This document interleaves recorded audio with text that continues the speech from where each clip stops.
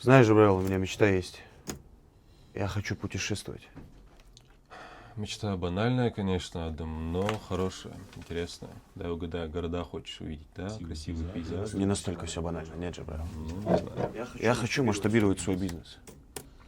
Представь, мой мед на полках разных магазинов по всей планете.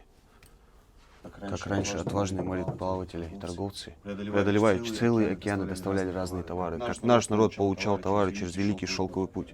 Точно так же и мой мед по всему миру. Действительно надо быть отважным человеком, но тебе незачем так сейчас делать. Ну, естественно, и целой жизни не хватит, чтобы объездить мир. Да и про финансы я вообще молчу.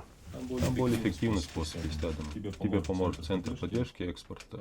Тебе ничего не надо делать. В самом деле, я же слышал что-то подобное. По-моему, они помогают с логистикой и даже покрывают некоторые части затрат. Да, они тебе помогут найти все точки сбыта, совсем тебе помогут, тебе просто обратиться к ним. Я уже вижу заголовки в Нью-Йорк Таймс.